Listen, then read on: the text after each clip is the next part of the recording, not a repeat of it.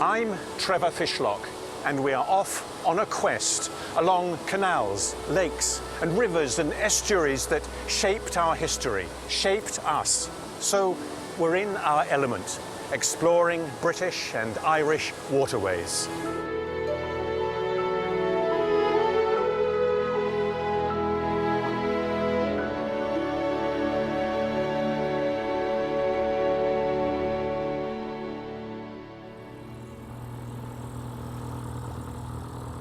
A boat always suggests adventure.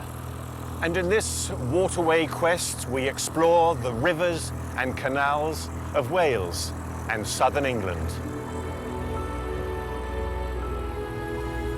From here on Britain's longest river, the Severn, to the breathtaking River in the Sky in North Wales, to the gentle, poetic Avon, and with a proper salute to the senior river of Britain, the Thames. We go with the flow.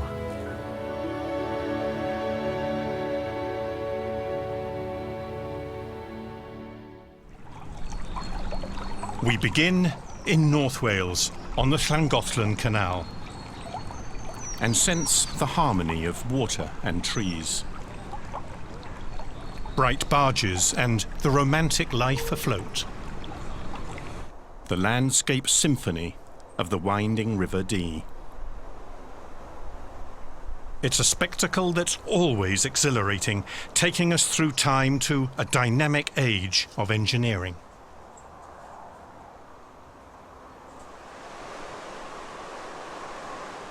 The aqueduct at Chirk, built by the visionary Thomas Telford and his engineer William Jessup.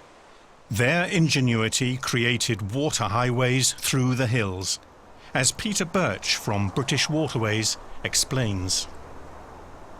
This canal was a great challenge to the engineers constructing it. It was one of the first of what we call the heroic age of canal construction, because instead of meandering around hillsides and avoiding most of the obstacles like early canal engineers did, Telford and Jessup and their colleagues chose a much more straight and direct route. And that, of course, with the technology they had of the day, was tremendously challenging. Chirk Aqueduct was, when it was constructed, the biggest, the highest bridge, highest navigable aqueduct of the day.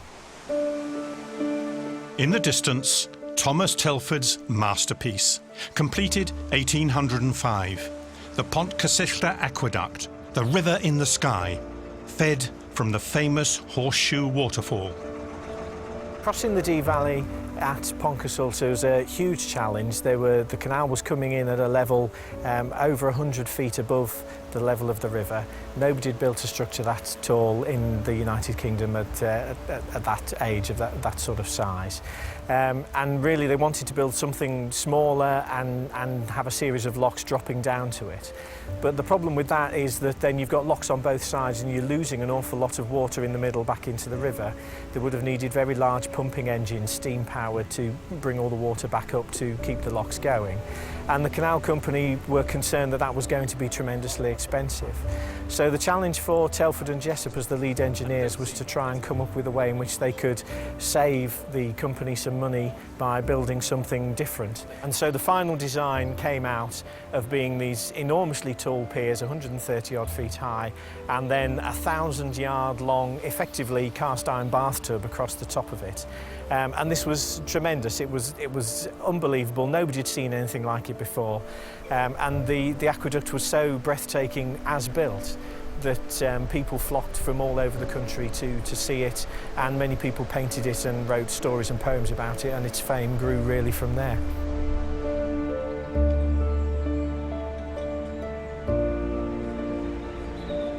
"10,000 narrowboats cross every year, an endless salute to Thomas Telford's achievement of beauty and endurance." It's lasted sort of 200 years, and the maintenance for the main trough, nothing's been done to it. Very little since the day it was built. We dewater between 6 and 10 years probably, and dewatering is physically taking the water out of the canal. We pull a plug in the middle, the water falls then into the River Dee, where it originally come from, and we do our inspections or whatever maintenance we need to do. We inspect every nut and bolt on it. We look at the joints, what the joints are like, the towpath condition, the hand railing. It's such a simple process, really. Fairly uniquely to canals, we feed water supply to Crewe and Nantwich down this canal.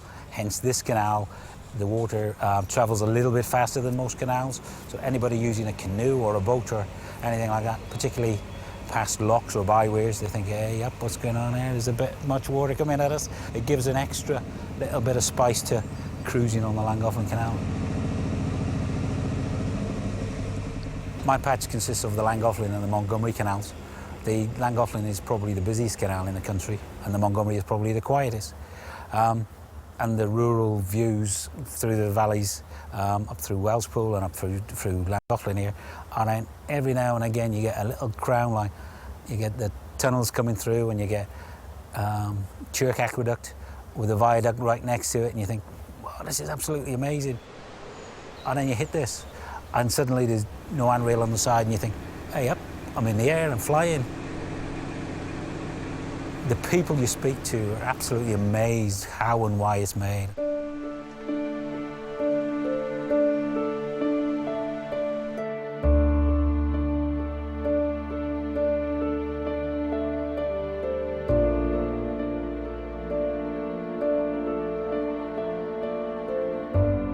We leave Llangollen and head for the River Severn, helped on our way by the locks and canals built by those transport pioneers more than 2 centuries ago.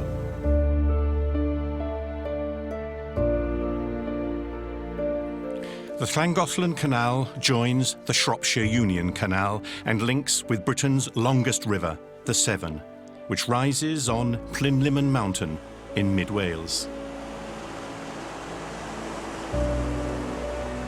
The trickle soon matures into a boisterous mountain stream, hurrying through a steep and narrow valley, cascading, vaulting the rocks, growing in energy on its 220-mile journey towards the counties of England and the Severn estuary.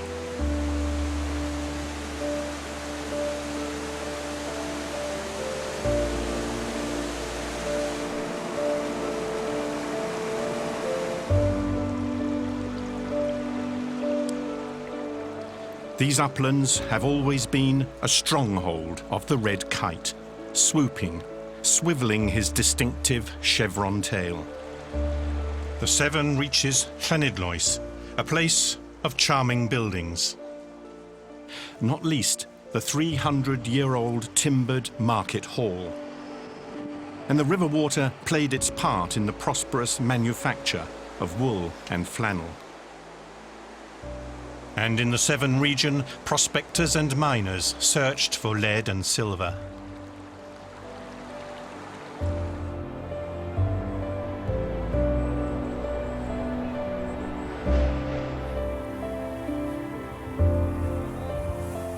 We've crossed the border now into England, into the county of Shropshire, as the River Severn winds its way down to the Bristol Channel. The Severn in Shropshire flows broad and muscular, and though its wooded banks are picturesque, its story is of furnace men who shaped the future with blazing metal. This cast-iron span of 1779 heralded that industrial future. It gave its name to Ironbridge, home of a tribe of self-taught pioneers who learnt the potential of iron. The story of these inventors and their achievements makes Ironbridge a World Heritage Site. 10 museums show what a remarkable industrial beehive it was. In this one small area along the Severn, workshops, factories, furnaces, and the inventive spirit opened up the industrial frontier.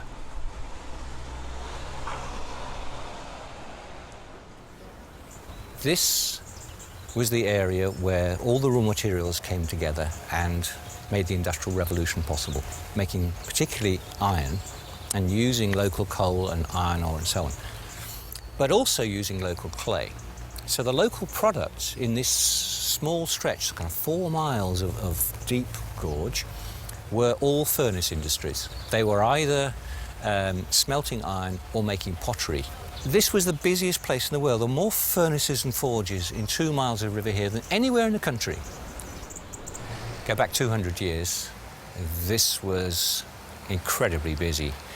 Between the navigable part upstream, Poole Quay, Welsh Pool, and Gloucester, in the 1760s, there were nearly 400 boats registered. Of those, 139 were owned within a mile of where you're standing upstream and downstream now. So this was actually the busiest part of the whole river at that period. They were loading in the 1760s 100,000 tonnes of coal a year there, so it's an incredibly important place. Somebody counted from the Coalport Bridge, looking back to the wharfs there in 1836, counted 72 vessels loading coal at Coalport. At the heart of things in this valley, at Colebrook Dale, the son of a Quaker, Abraham Darby, revolutionised cast iron making and produced it cheaply and efficiently and demonstrated its strength, versatility and elegance. And like him, his son and grandson put persistence and experiment at the core of their enterprise. They made cheap iron possible. They opened up new markets, new products. Each of the firstborn Darbys was sensibly called Abraham. And Abraham III is the one who built the bridges behind me.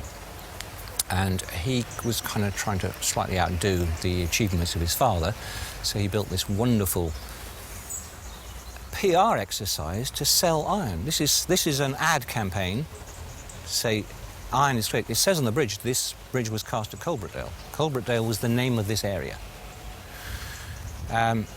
Nobody believed it would work, because this was a completely new material for that.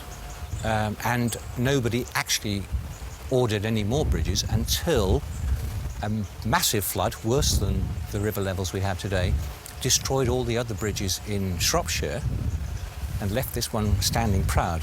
And then people said, ha-ha, Mr. Darby's right. Well, I'll have a new bridge, please. Although Iron Bridge always had its eye on the future, it still likes tradition and likes having fun. Hence the annual Coracle Regatta, the art of persuading a circular boat not to go round in circles. A coracle sits lightly on the shoulder, and its ancient design varies from river to river. Everything depends on the paddle stroke. And first, catch your coracle and sit in it. And before that, build it. The basic idea of a coracle is that it's a boat that anybody can build. So it's all hammer and nails technology, very simple. We start with the seat, this seat, and onto that build the top hoop, the gunwale as it's called, which is made out of two thicknesses of ash laths like this. And once that's established, then the plan of the coracle is set. Seat posts are then put underneath it, and that will give you more or less the cross-section of the coracle. And then it's just a matter of weaving laths through until you've got enough to support the area of calico that you're going to put onto it. After you get to this stage, it would simply be painted 3 coats of bitumastic, and that would seal it up completely. And then it would be finished off with another lath which goes around the inside of the gunwale, like so, front and back. And then another one which will go around the outside. And that would just finish the thing off. It makes it look neat, and the wood obviously protects the edge of the fabric, which is likely to get worn. And then it's just a matter of getting in and paddling it. The getting in is the difficult part, certainly. Yeah, that's the bit where most of the adventures happen, is the getting in. The problem is that the coracle is so light and that your weight is so high up that you've got to get your backside into the middle of it in one go, and then keep your weight central. If you try to paddle it the way you paddle a canoe, alternate sides, it would just wiggle backwards and forwards like that. Okay. So what you do is you put the paddle in front and you draw a sort of a lying down figure of 8 in the water, and that draws you to the centre of the stroke. Canoeists call it a sculling draw stroke.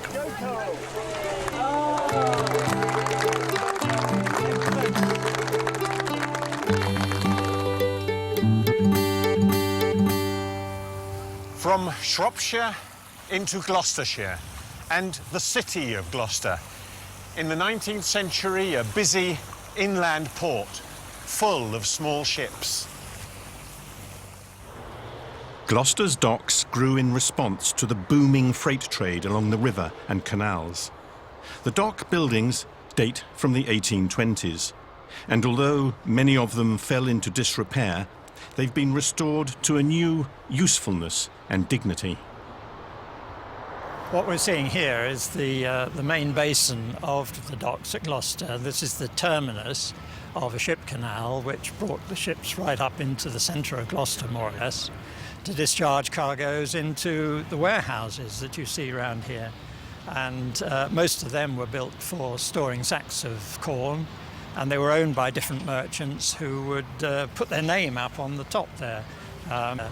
Around us we've also got canal boats that people live on during the summer, or perhaps come for at the weekends. There are other river cruisers that come down from the Midlands and enjoy this stretch of waterway.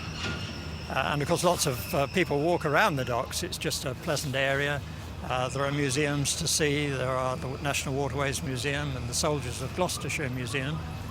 And the other warehouses now are occupied by offices and as apartments.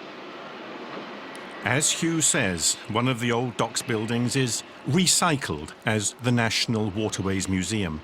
And as such, it's a storehouse of photographic records. And today, Chris Witts, who worked for many years on the local waterways, calls to see the film archive, partly the story of his own life. Bradley, what sort of ships do you handle through here? Well, you're so right in calling this a full-size port, Mr. Reed, because we did... Seeing this footage brings back so many memories. It's the sound of the engines, the ships being unloaded at Avonmouth and then at Gloucester on the way up to Worcester, and seeing the ships which I was associated with. It's just fantastic. I just love watching this film. I left school in Gloucester at the age of 16 in 1960.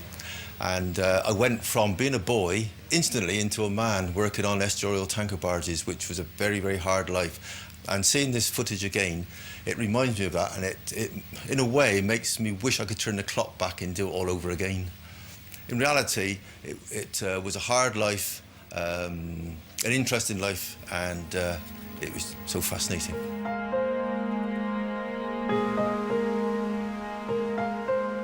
Walking beside the Severn today, Chris recalls the night in 1960 when two vessels fell victim to the ever-present dangers of the river. Quite a few small craft were coming up the river that night. It was very dark, and a fog rolled into the Severn off the banks, the Berkeley banks, and two tanker barges, they were swept up the river sideways into the Severn Railway Bridge, which ran from Sharpness across the other side of the river to Lydney, 22 spans high in the air. Both barges pinned on the bridge. The bridge is fragile, and skipper George Thompson, skipper of the Arkindale H, looks up and he sees two of the spans shaking above him, and suddenly they drop across both barges, cut the barges in two. The Wasdale H carrying cargo petrol, there's this explosion, the petrol ignites, the black oil spews out of the Arkindale H, fills the river up. The river's ablaze, the barges are ablaze, and George Thompson, fortunately, was saved. He's a strong swimmer, he swam for it, as was Jimmy Dew, skipper of the Wasdale H. But, sadly, 5 men lost their lives that night. Always remembered as a Severn Bridge disaster. Chris ended his working days on the river as skipper of a grain boat, the last of the breed. Today, I reflect on my life on the Severn, and it is strange to think, here am I, at the end of my working life, and I've done so much. I've had the privilege of working on it as a young lad. I've had the privilege of working on it when I was towards the end of my working life. I've written books about the Severn. I've got a big website. I go for interviews with television and radio. The River Severn has been good to me.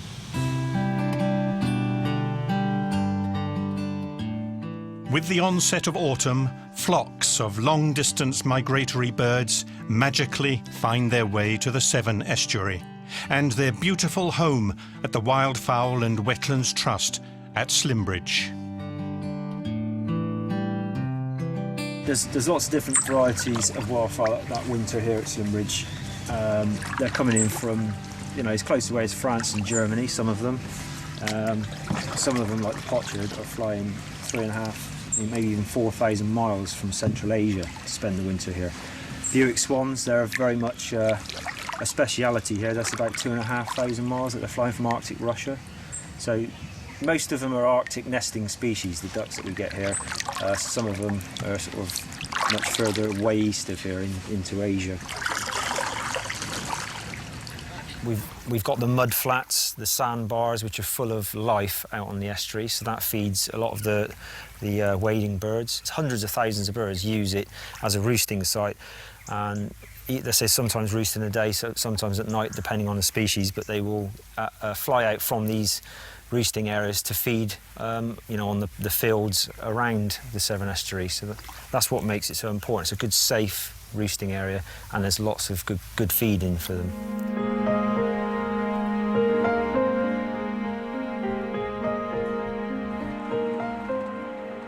In the thin dawn sunlight, a handful of surfers wait in the shallows of the Severn. It's a thrilling moment. Like veteran surfer Steve King, they're all waiting for the arrival of a spectacular tidal phenomenon. They'll be riding the magic wave. And here it comes, its power growing. The Severn Bore.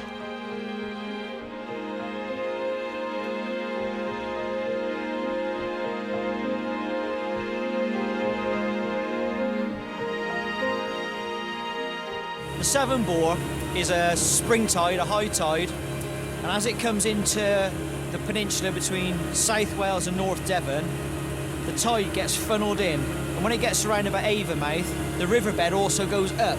So you've got this funneling effect, so all that water gets compressed into a small space, and the water's got to go somewhere. So what happens is it goes up, trips over itself, and that creates what we know as the Severn Bore. Height-wise, it ranges from about a foot, 6 inches, up to we've seen kind of 9 and 10 foot on a really big tide. Well, the difference between riding the Severn Bore and a wave in the ocean is a wave in the ocean will average out about 10, 15 seconds, and that's it. I can get on a wave down in the estuary here and ride it for over an hour. The longest ride I've done has been 7.5 miles, which, you're never going to get in the ocean. So, and it's the beauty of the place as well. You can be surfing along on a wave and you're looking through the English countryside. You've got cows in the field and there's ducks and swans. So it's a whole thing, really.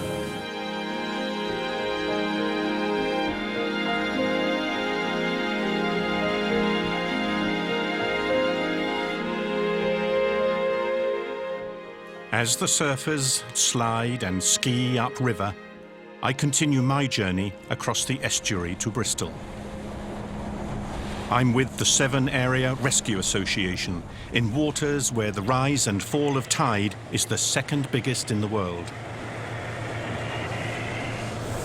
Well, it looks pretty smooth at the moment, Jake, but it can get pretty rough too. It can do. I mean, it's quite deceiving, the Bristol Channel.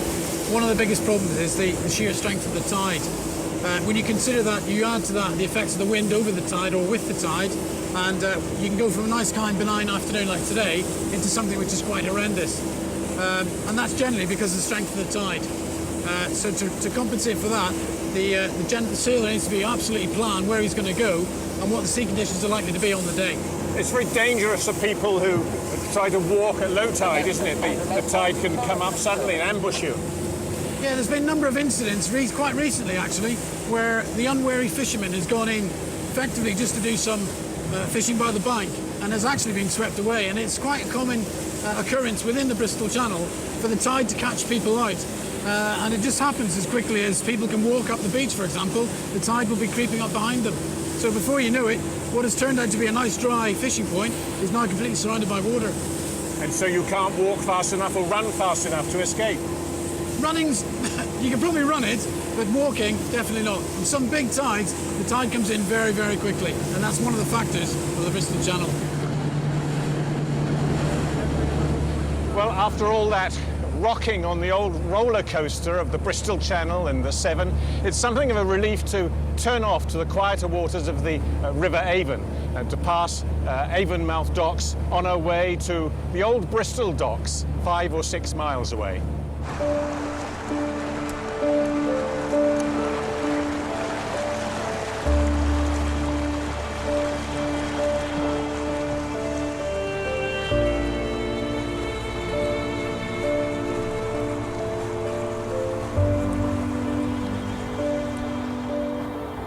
Right in the heart of Bristol, the docks tell us eloquently of one of Britain's greatest commercial ports. The replica of the wooden ship Matthew takes us back 5 centuries. The adventurer John Cabot sailed her to Newfoundland from Bristol in 1497. Like his contemporary Christopher Columbus, he had no idea of the existence of America.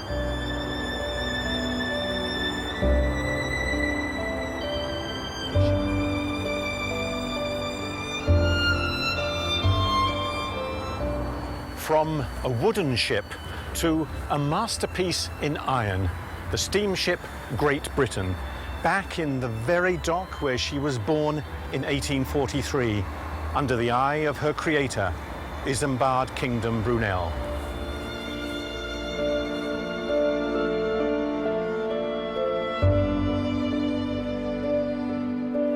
She was a giant in every way, fitted with the world's largest steam engine. And she crossed the North Atlantic on her maiden voyage in just 15 days. New York was agog. Brunel's baby was a wonder ship. She was the spirit of her age.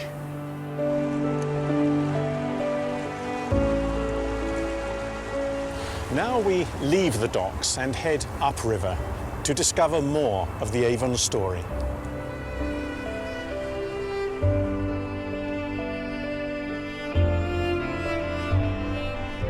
Several rivers in Britain are called Avon, a word with Celtic roots. Avon in Welsh, it simply means river. All in unity, the lovely stream, the pleasures of Bath, its golden stone and elegant crescents and terraces, planned with a Georgian sense of proportion and space. All this thanks to the 18th century entrepreneurs who transformed the city into a fashionable resort.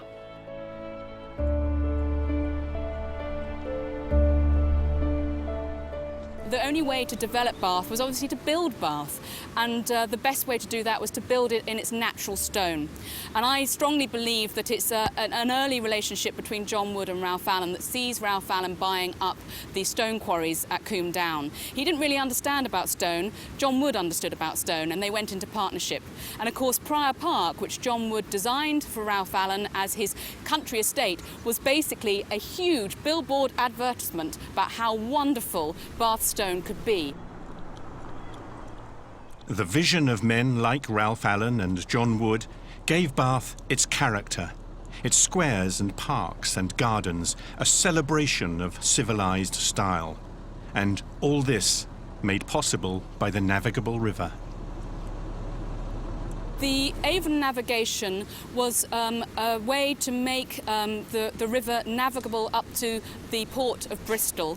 It had to deal with a lot of changes in gravity and also private ownership. So they did cut across various sections of the River Avon, cutting out kind of loops. And John Wood, for instance, was involved with the Twerton cut, where he talks about he introduced the real use of a spade to Bath.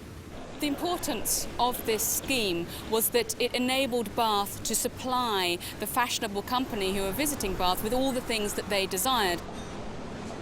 I think it's fair to say that if the Avon hadn't been made navigable to Bristol, that Bath would not have been the success it was in the 18th century.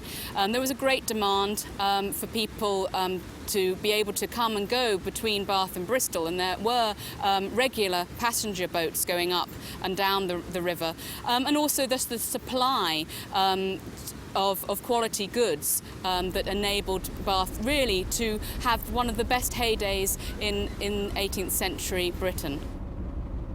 There has always been a weir here at the site of Pulteney Bridge. There were 2 mills on either side of the river, and they weren't going to change that. So this really became the end of the navigation scheme. This is as far as you could get, but it was the centre of the city of Bath. The Roman city grew up around baths that were among the most splendid in the Roman Empire. They were ruined and buried for 12 centuries and only rediscovered in 1879. Restoration gives us an idea of their ancient grandeur. In the steam from the natural hot springs, we might imagine those Romans bathing before their glory faded and their legions were called home.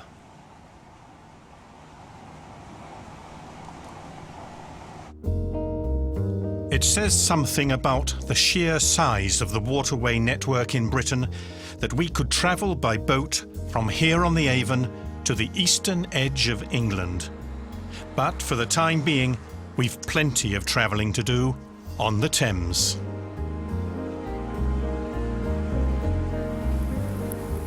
Here, 14 miles from its source in the Gloucestershire countryside, the Thames is no longer an infant. It has maturity and personality. It's liquid history, gathering its stories as it journeys to the sea.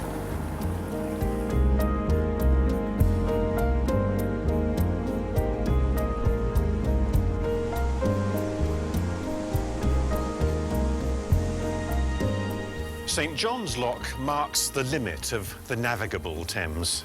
And quite rightly, Old Father Thames himself presides over things around here. After all, it's his river. Like Avon, Thames is another ancient river word. Julius Caesar knew it. And the riverbanks put you in mind of Ratty and his chums in the wind in the willows. And you might get a lucky glimpse of a rare water vole.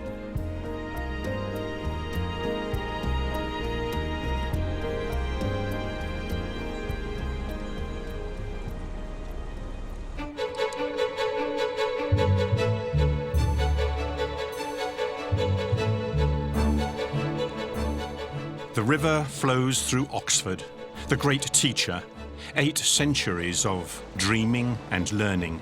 Its colleges forming the oldest university in the English-speaking world.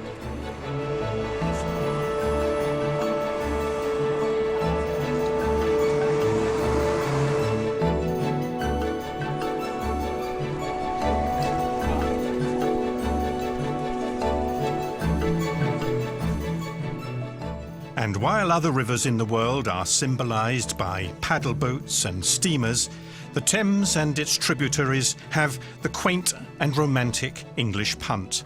And of course, a gallant young man to propel it. I think what happens mostly, I don't know whether it's something to do with Oxford, but the men who come down here seem to be particularly unopen to advice. So you get the chaps kind of coming down and you always ask every customer, have you punted before? Oh, yes, plenty of times. Yep, lovely, fantastic. And you're like, so you know what you're doing? Oh, yeah, well, I'm sure I figured it out. And it's normally those chaps who have the highest swim rate. About 2 minutes in, I think the classic one is giving the pole a really good kind of hearty shove, and then it gets stuck and you're trying to pull yourself in off the back. And if you're not careful, they'll have you in as soon as they look at you, these things, particularly in a muddy stretch like we're in at the moment. So I think, yeah, the most common amusement is pole getting stuck. People think I've got to hold on to it for some reason, even though we provide everyone with a paddle to get back to them. Thankfully, all the poles float. But yeah, it's a difficult reaction to override, trying to let go of a pole. But you've kind of got to weigh up which is more embarrassing, falling in or losing your pole. Lose the pole every time for me.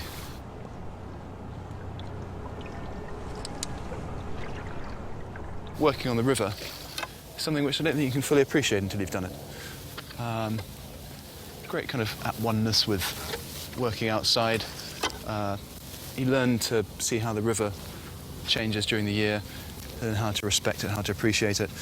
And particularly with punting as well, it's one of the things which has dwindled over the years, but is such a traditional aspect of Oxford life that I'm quite kind of proud in a way to keep it going and to make sure that it kind of lives on. I don't think I'd swap it for much, actually.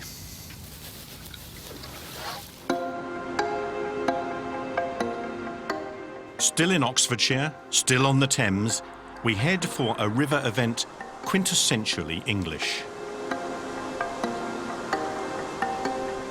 Indeed, the Goring and Streatley Regatta is as English as putting up a marquee, as a red sports car, as a straw hat, as boats rowed with gusto.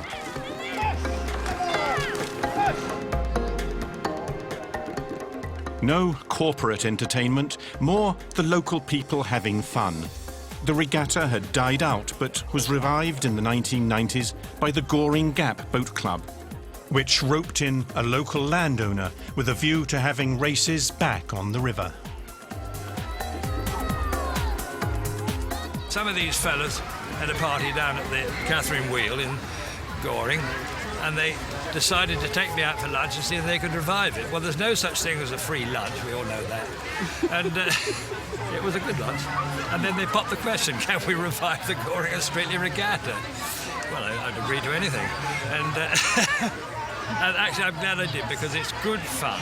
The river's not used as much as it was, unfortunately.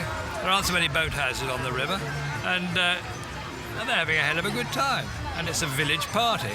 We don't have a village fete now, but I mean, look at all these people here. Yes, it's good. Very good thing to do. Not as deadly serious as the Oxford and Cambridge boat race, but more enjoyable. Exciting enough to get the supporters shouting hooray and encourage more people to take the plunge. Well, we try and encourage lots of people to come and take up rowing, try and be very inclusive, any age, any ability, and just to get people to enjoy the river. A lot of rowing is highly competitive, and we'd like to think that we could give everyone a chance to have a go at rowing and to enjoy the river.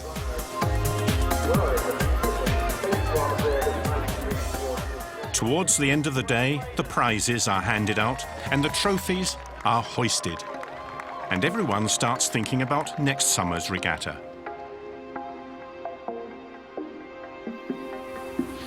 Most of the traditions that thrive along the Thames involve simply messing about in boats. But one of these customs also celebrates not only boats, but the families of swans that are so much a part of the river's charm. And there's nothing like it anywhere else in the world.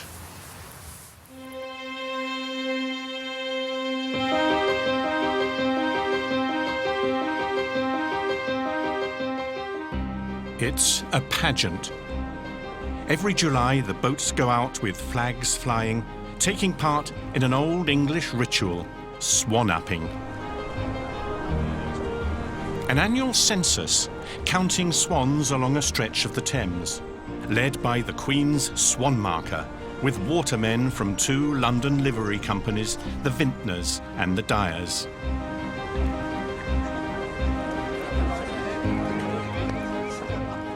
The watermen circle their skiffs to make a corral. Now they can gently lift out the swans and cygnets and take them ashore to examine them for disease or injury. Swan-upping dates from the age when swans symbolised wealth, and the Crown claimed them as royal birds, so they had to be counted. Today, though, the emphasis is on conservation. And spectators enjoy a picturesque costume drama. For the Queen's Swan Marker, education is also part of his job. En route, we do meet with many schools, and we talked to them a little bit about the River Thames, a little bit about the wildlife and particularly the swans, naturally, because that's what we're here for, and a little bit of history on the royalty side of it, of the ownership. Because the Queen does own, she can, by right, by a royal prerogative, own any swan in the United Kingdom if she so wishes. But this is mainly exercised on the River Thames.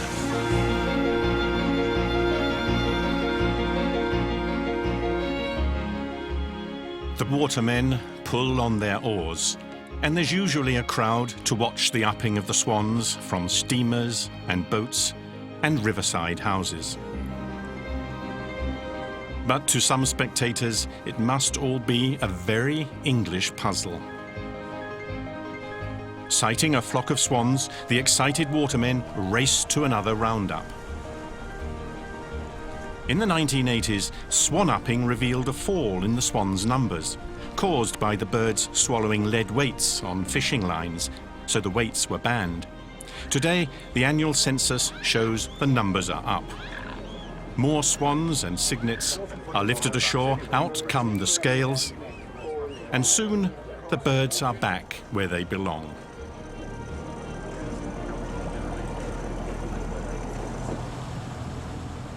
After that flurry of excitement, the Thames calms down, and river residents like the Canada geese get back to their browsing. Like many of Britain's rivers these days, the Thames has a good news story to tell. Throughout the country, a clean-up has brought back birds and fish once driven out by years of pollution. Until halfway through the 19th century, overcrowded London put huge pressure on the Thames. Fish disappeared, sewers disgorged directly into the river. In 1858, the stench of the Thames was so bad it was called the Great Stink, and members of Parliament fled into the streets with handkerchiefs over their faces.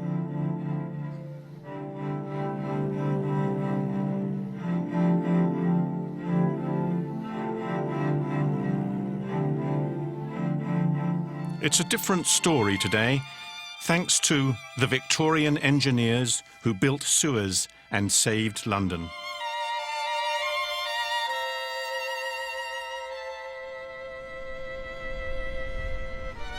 Here on the River Lee in the city's East End, near the restored 18th century mill house, the Environment Agency monitors the river's health.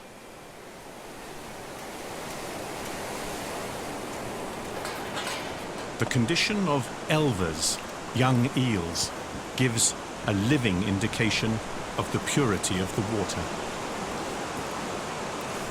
Well, here we are trapping elvers that have swum up the River Lee from the River Thames, and they've come up this ramp here into this holding tank, and we will then help them get over this barrier here, because obviously they can't actually swim through this. That's why this structure here is put in as on a temporary basis to enable those juvenile eels like that on there to actually migrate up through to our rivers. The situation for water quality and fish population in the Thames was chronic back in the 1950s and 60s, with only two species of fish recorded during that time. Since the increases in water quality and the improvements to our sewage works, we're now seeing more and more species. Just recently, we recorded the 152nd species of fish recorded in the Thames, and that just shows the improvements in water quality that are occurring. It's a very, very good time for the Thames with increasing water quality. We're seeing more important fish species come back, like salmon and sea trout. Although in low numbers, we wouldn't see these fish in our rivers without these improvements in water quality.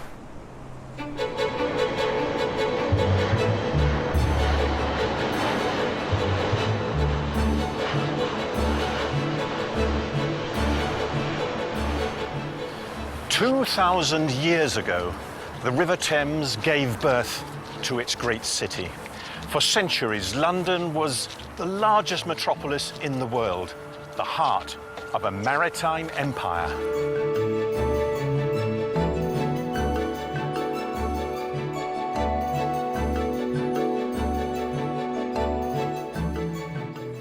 These giant warehouses hold a mirror to that dynamic saltwater story. They were built as part of the new West India Docks complex in 1802. And just imagine the bustle of those times and the aroma of those exotic cargoes, the tea and the coffee, molasses, sugar and rum. Well, this warehouse has been transformed into the brilliant museum in Docklands. The tea, the coffee, the molasses have gone, but the epic remains.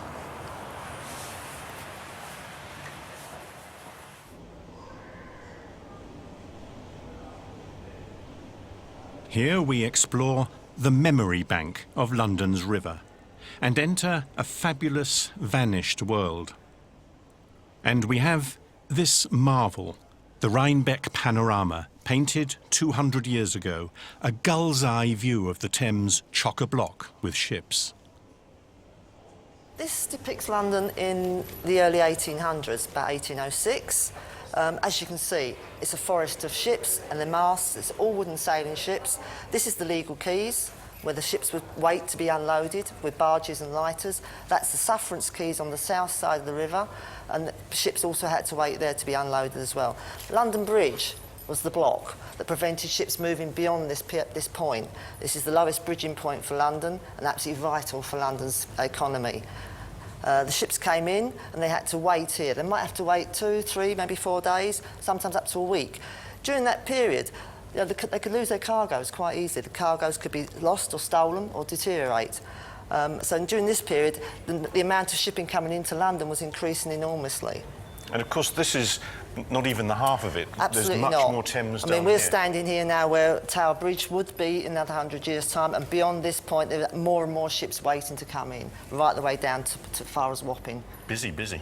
Busy, absolutely. I mean, you could sit there for weeks sometimes waiting to be unloaded. If you only possess one ship, there's all your livelihood sitting there waiting. Not very good for you as a businessman. Very different days on the Thames, Sue. Yep, this is the Frost Fair of 1814. This is the longest and hardest. It lasted for 3 months. People lived on the ice during that period, and they had fun on the ice. There were fairs, people had tents, there was cook shops and braziers, and they had races. Spent all their day on the Thames. Had a lot of fun. A lot of fun. Quite dangerous though. The ice moved. Obviously, the ice floes were melted and reformed again. People fell in and couldn't get out. But yeah, very dangerous, but great fun as well. Ships brought abundant wealth, but there was also the pain of departure. A Victorian painting shows a poignant farewell to soldiers off to war, and also the pain of the returning wounded, a human theme unchanging.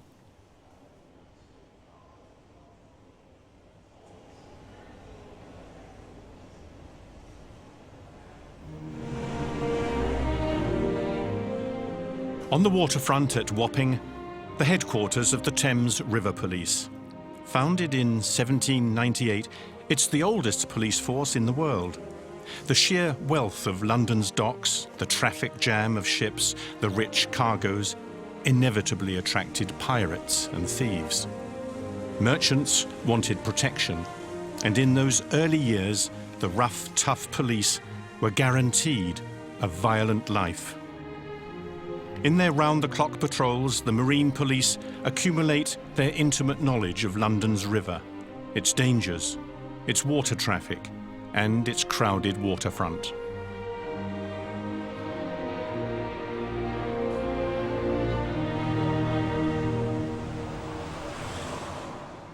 Well, the idea of the River Police was because of the West India dock companies and the East India dock companies, when the ships used to come up into the Pool of London. We're talking about ships like the Cutty Sark and also one in the Models over there in the frame. They used to come up, and of course the only thing they wanted to do was, the captains and the mates of the ships, was to get the crew off as soon as possible, because these guys have been at sea for sometimes 6 months at a time. So that only left the skipper and the mate on board the vessel. We used to have pirates, yes, that's right, pirates. And these were big, burly guys in rowing boats. And we're talking about 8 of them in a rowing boat. And they would row up to these ships at anchor waiting to get into the docks.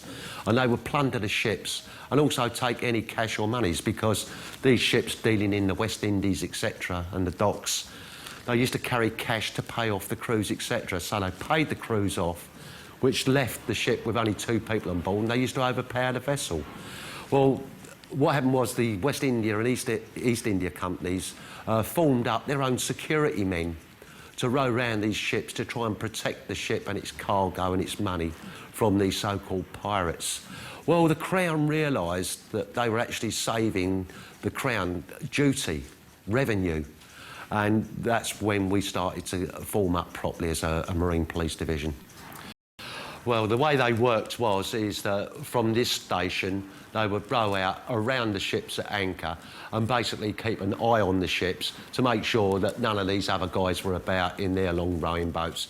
These were big guys that were employed from here, and more often than not, they came from far afield. They were not Londoners, they were guys that were brought in. They were very, very big guys, and they dealt with things their own way more often than not. In the early days, all the police officers were issued with cutlasses. That was there to protect themselves against the pirates that were actually out there, which were also equally of the same size. As always in the fight against criminals, the police have to embrace the latest technology.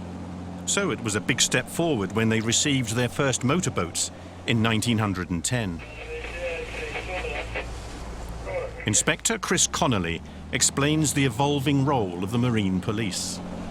Since 1798, when the Marine Unit was originally formed, things have obviously changed considerably.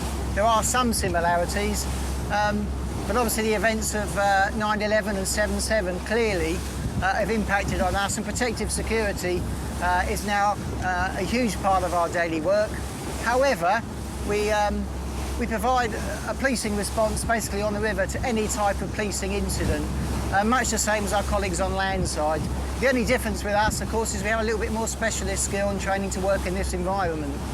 But typically, you know, a working day can be a call from a member of the public to a disturbance on a boat, to a disturbance on the foreshore, down to someone trying to jump in and commit suicide, which we sometimes tragically have, down to recovering bodies. But also we have the same sort of problems our colleagues have on boroughs. You know, you have nightclubs and pubs. Well, we have a very similar thing on the river. We have a large number of vessels that have functions on board, that have licences. We call them party boats. You know, we can quite often be called to a disturbance on a party boat or a punch-up. As part of our daily role, we'll board vessels coming into London, and they consist of 2 types really. Private leisure vessels and also commercial vessels, which can come from anywhere across the world into the Port of London. Your typical private vessels will be yachts, canal boats, you know, things like that. But again, we don't know where they've come from, so it's important, you know, as part of our police presence to board those vessels, and we can use our terrorism powers if we need to. And we regularly do that, particularly around central London, where of course the threat level is so much higher. We rescue people under some very different circumstances. We've had a guy who cycled off a bridge one day, and we recovered him. We couldn't recover his bike, unfortunately, but we saved him. And we get some people from abroad, a couple of guys who came from Australia, who had a bit too much to drink, who decided to have a swimming race one day across the Thames. And people, I think, don't realise just how dangerous the Thames can be. You can get tides of up to 4.5 knots, which is actually very, very strong. And a weak swimmer, particularly during the winter, you know, won't last very long in the river. So we do get a number of accidents and accidental drownings. Well, I feel very privileged to work on the river. It's a fantastic environment to work in. I've always had an affinity with water. Indeed, my father was in the Navy. And the river changes from year to year. I've been privileged to work here for 5 years now. There's a massive, massive amount of change that has happened on the river. From generation of new wharfs and buildings to new iconic sites. Canary Wharf's almost doubled in size. And the river looks completely different at night. You know, it's absolutely beautiful at night.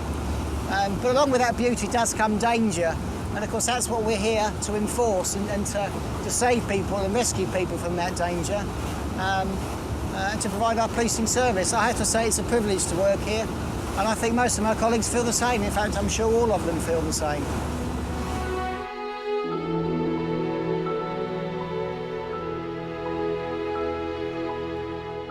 London's river is the rolling stage of history.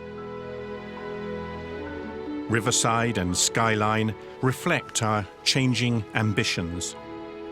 But the Thames at London remains, as ever, the place of work and play. As long as London stands, the river will be centre stage.